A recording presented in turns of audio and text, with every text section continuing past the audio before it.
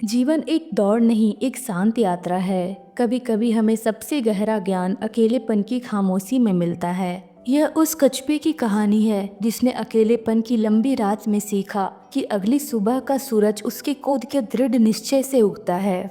झील के शांत और चमकीले किनारे पर एक कछुआ रहता था। उसका नाम था अनजाना, क्योंकि वह वहाँ पूरी तरह से अकेला था। न साथी, न दोस्त, न परिवार, सिर्फ वह और उसका सुरक्षात्मक कवच और यह विशाल झील। वह अक्सर सुबह की पहली किरण में किनारे पर आकर बैठता, पानी की गहनता को देखता और फिर अपने धीमे लेकिन स्थिर कदमों से किसी पुरानी चट्टान के नीचे लौट जाता। उसकी आंखों में एक अमिट उदासी थी, जैसे वह किसी खोई हुई दिशा की तलाश में हो। वह एक बड़े और प्यारे परिवार में पला बढ़ा था। उनके दिन धूप की सुनहरी गर्माहट लेने, तैरने और ठंडी रातों में एक दूसरे से सटकर सोने में गुजरते थे। उसकी माँ की आवाज़ आज भी गूंजती थी, धीरे चलना कमजोरी नहीं है बेटा। धीरे चलने वाला रास्ता देखता है, जीवन को सीखता है और निश्चित सही जगह पर पहुँचता है।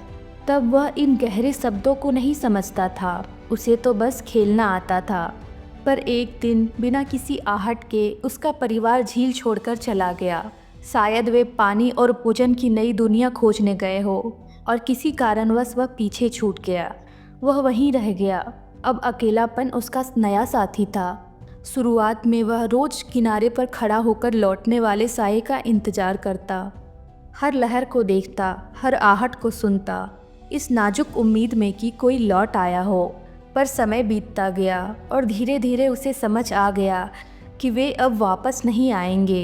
इस कटु सत्य ने उसके भीतर एक गहरी चुप्पी भर दी। उसने खेलना और तैरना छोड़ दिया। वह ज़्यादातर समय अपने कवच में सिर छुपाकर बिताने लगा। बाहर की दुनिया उसे ठंडी और अर्थहीन लगने लगी।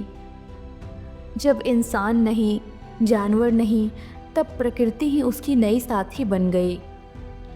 वह पेड़ों के झूलते साये को देखता, पानी में गिरती बारिश की बूंदों की लय को सुनता और कभी कभी रात को लाखों सितारों को गिनने की कोशिश करता।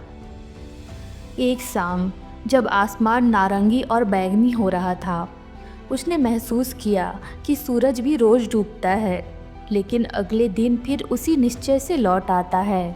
उसने सोचा, शायद मेरी ज़िंदगी भी ऐसी ही है। यह बस एक लंबी रात है, लेकिन कहीं ना कहीं सुबह मेरा इंतज़ार कर रही होगी। यह सोच छोटी थी, लेकिन पहली बार उसने खुद से इतनी अच्छी बात कही थी। दिन बीतते गए। कछुआ अब खुद से बातें करने लगा था। वह पूछता, मैं इतना धीमा क्यों हूँ? फिर खुद ही जवाब देता, क्योंकि मेरा कवच भारी है, पर यही मुझे सुरक्षित भी रखता है। वह सोचता, मैं अकेला हूँ, यह बुरा है? फिर सोचता, पर अकेले होने का मतलब है कि मैं खुद को जान सकता हूँ, बिना किसी बाहरी दबाव के। धीरे धीरे उसने महसूस किया कि वह अपनी उदासी को सवालों में बदल सकता है और फिर उन सवालों को सकारात्मक आत्मविश्वास में बदल सकता है। एक दिन मौसम अचानक बदल गया। आसमान में काले भयंकर बादल छा गए, हवाएं तेज हुई और झील में विशाल लहरें उठने लगी। कछुआ डरा, पर उसने इस बार भागने की बजाय अपने कवच में सिर छुपा लिया और स्थिर बैठा रहा। कई घंटों तक मूसलाधार बारिश होती रही, लहरें किनारे से टकराती रही, लेकिन उसका कवच अडिग रहा। जब तूफान थमा तो उसने देखा कि आसमान इंद्रधनुष के रंगों से भरा हुआ है। उसने महसूस किया कि मेरे कवच ने मुझे बचाया, मेरी धीमी चाल ने मुझे स्थिरता दी। ये चीज़ें कमजोरी नहीं, मेरी सबसे बड़ी ताकत है। उस दिन पहली बार उसने दिल से मुस्कुराने की कोशिश की। अब उसने तय किया कि वह रोज तैरेगा, चाहे थोड़ी देर ही क्यों ना। वह पानी में अपने प्रतिबिंब को देखता और खुद से कहता, तुम अच्छे हो, तुम्हारे पास जो आंतरिक शक्ति है वह किसी और के पास नहीं। धीरे धीरे उसका कवच और भी चमकीला होने लगा, क्योंकि अब वह ज़्यादा धूप में रहता था। उसका मन भी अब हल्का होने लगा, जैसे कवच का भार अब सिर्फ शरीर पर था, आत्मा पर नहीं। प्यारे दोस्तों, धीमी गति कमजोरी नहीं, यह स्थिरता और समझ की निशानी है। हर कोई अपनी गति से चलता है और वही सही है। कभी कभी अकेले रहकर ही हम खुद को सबसे बेहतर समझ पाते हैं। अकेलापन अंत नहीं, आत्म खोज की शुरुआत है। प्यारे दोस्तों, जीवन में बदलाव आ सकते हैं, लेकिन उनसे आगे बढ़ना ही असली हिम्मत है। हमेशा खुद पर भरोसा रखें।